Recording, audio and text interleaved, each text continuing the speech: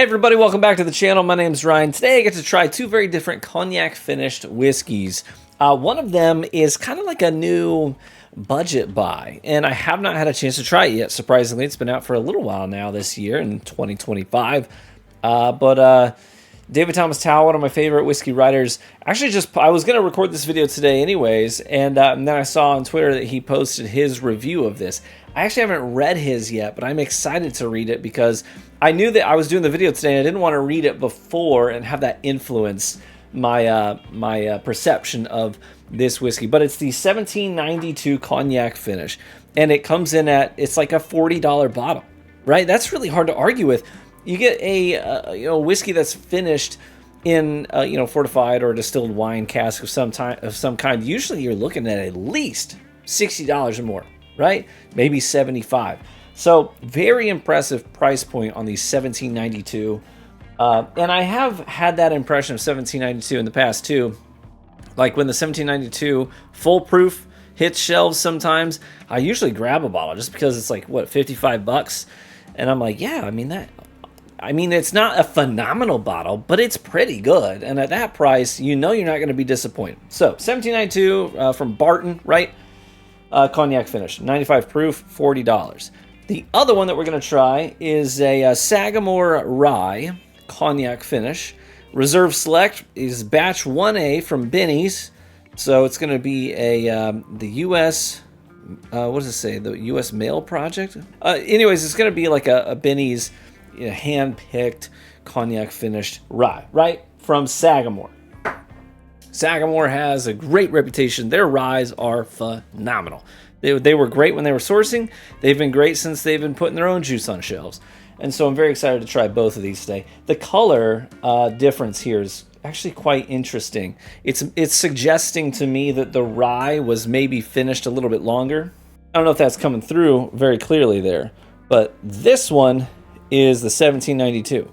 This one is the rye. And this one looks considerably more reddish. I don't know if that's coming through in the camera, but it's very distinct to me. But that one's probably going to be like maybe a $70 bottle since it was a pick. Because the cognac finished rye from Sagamore, I think usually comes in at $65, $70, 65, 70, something like that. So maybe 70, 75 for a pick from Benny's. Usually they don't mark stuff up too much, especially if it's like a pick and they didn't have to go through distribution on the business. Anyways, well, let's get in here and we'll try the cognac finish from 1792 first, and we'll see if this is a good budget bottle to put on your shelves. I mean, it noses like 1792. A little bit of like peanut brittle, okay? Nuts and toffee. A little bit of cinnamon on the nose as well, and some subtle sweet oak. In terms of cognac, I don't know that if I just nose this without knowing up front, I don't know that I would have picked it out and said, oh yeah, that's got to be a wine cask finish of some kind or fortified wine. I guess technically cognac isn't a fortified wine. Technically cognac is more like a brandy, right? It's a spirit. It's used to fortify wines, but it is not alone a fortified wine. So clarify that real quick. Otherwise, I know someone will call me out on it. Anyways, there is a very, very subtle grapiness to this. But it is very subtle.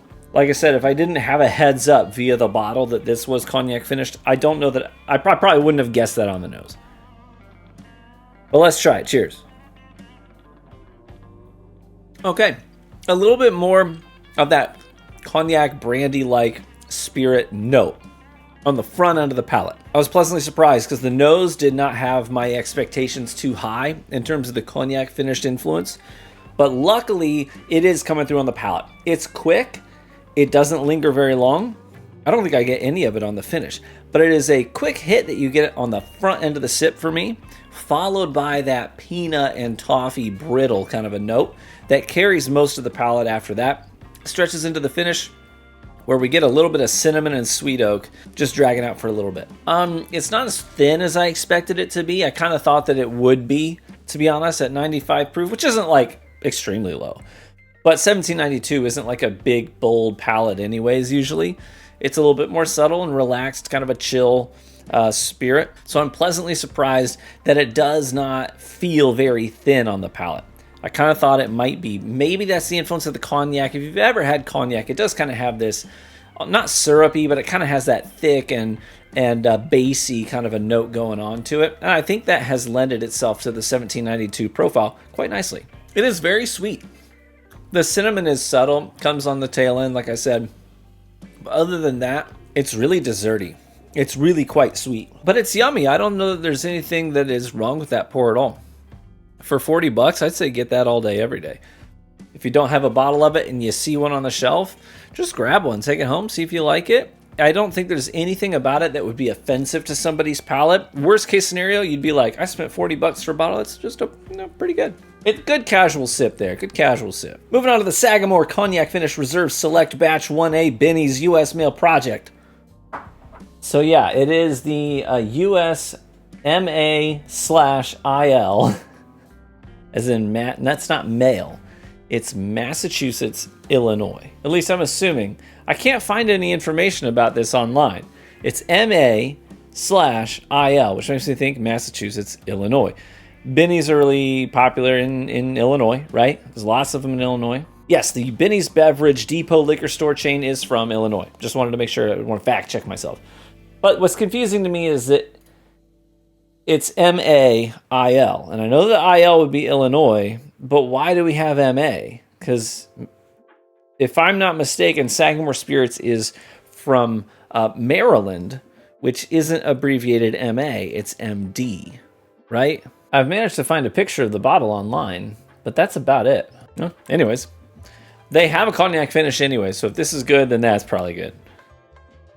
The color on this is beautiful.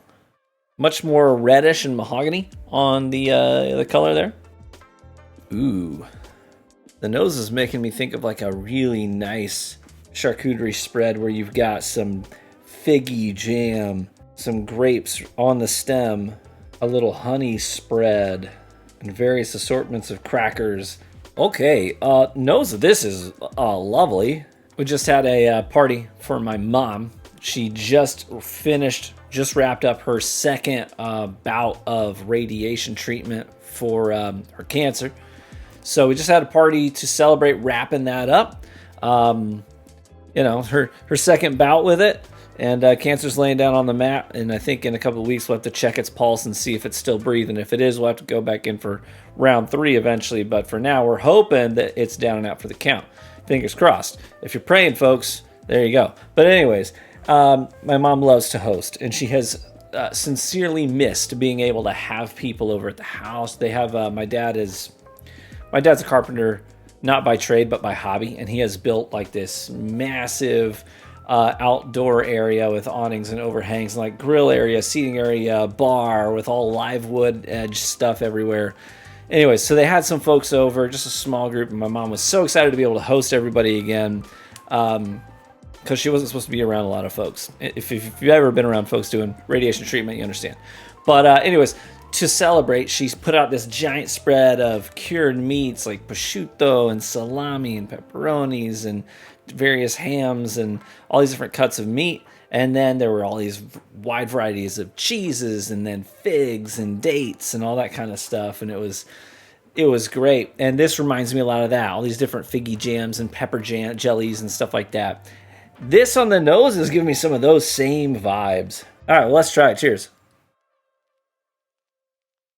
It delivers on the palate. Honey is thick and viscous. It's like you're chewing on this sip. Figs and raisins and a little bit of like a bread pudding kind of a vibe going on too on the palate. But what I'm left with, stretching on for quite a ways, is that thick, viscous honey. It has a thick honey finish to it. With all that sweetness, we have that staple Sagamore rye profile in there that keeps it pretty grounded, gives it some nice balance so that it doesn't get out of hand and just be all honey, all fig. And you're really reminded of that in the finish as you get this dry rye bite that's accompanying that sticky honey long after you finish the sip. All in all, that's quite nice. And frankly, I expected it to be coming out of Sagamore. They rarely miss for me. I think the last thing I had from them that I just didn't like was the Manhattan finish. But other than that, I think everything I've had from them has been, at worst, it's been pretty good. At best, it's been phenomenal. So anyways, yummy sips. Big shout out to the folks in the Discord community who sent these over to me. I appreciate you. But let me know if you've had either of these, if you've had, whether it was a pick or just the standard bottle off the shelf, the Cognac finished rye from Sagamore, or if you've had the Cognac finished $17.92 $40 bottle. It's new this year. Let me know what your impressions were of these. I'd love to see those in the comment section below. Thank you so much for tuning into the video today. If you enjoyed it, would you let me know by leaving a like on the video, because that is the best free way to support the content right here on YouTube. And with that, I say cheers, my friends. May you live richly and get better with age. And I hope to catch you in the next one. Bye-bye.